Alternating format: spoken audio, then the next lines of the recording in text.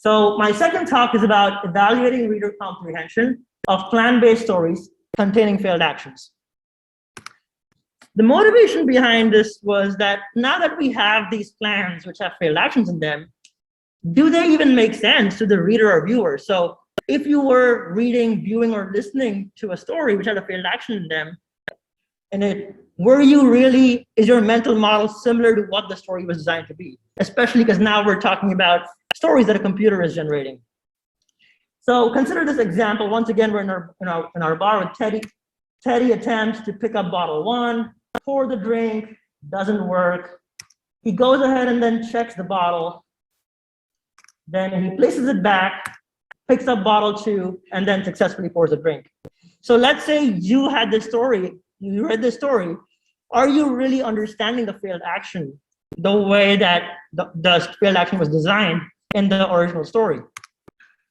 So our task was to leverage a cognitive model to evaluate user comprehension for stories containing failed actions. To break it down a little bit, we used a cognitive model called Quest to do that. And we evaluated user comprehension via a user study. And for stories containing failed actions, basically that's my previous talk about Headspace, which could generate stories with failed actions in them. First off, Quest. So Quest is a cognitive model of human question answering in the context of stories proposed by Gracer.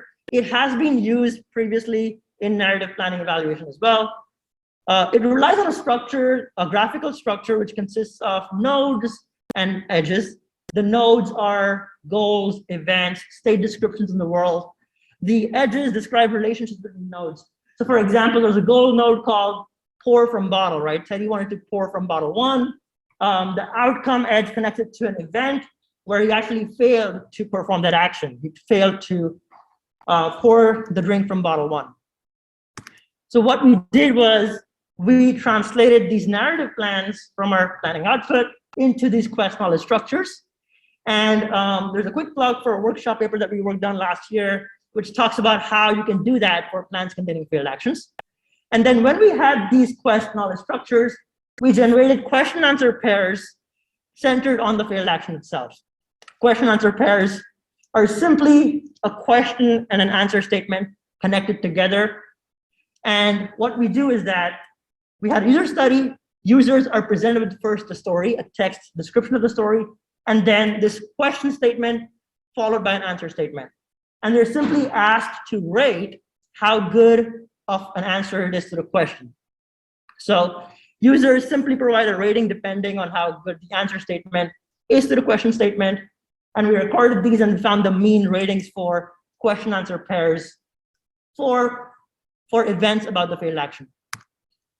Once we had that, going back to our Quest knowledge structure, the graph actually helps us with a prediction. It provides a prediction about how good that question answer will be based on comprehension. So we looked at the prediction, which was simply found by a graph traversal algorithm described by Quest. And we compared that prediction with the mean ratings from the users that answered that participated in the study.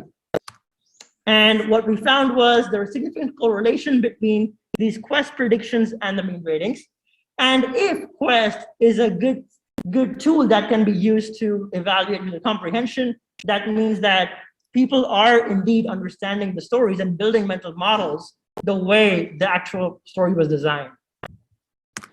I have more graphs and more analysis in the paper. Stop by the poster as well to know more about it. But real quick, in this case, the arc distance of the prediction, lower is better. And you can see that for lower arc distance, the mean ratings are higher. Wrapping up real quick, take-home points from this paper.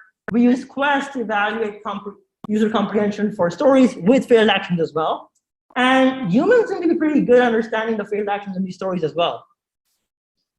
Of course, there's a lot more that I couldn't cover, but stop by the poster session tomorrow to know more about both the posters. Thank you for your attention.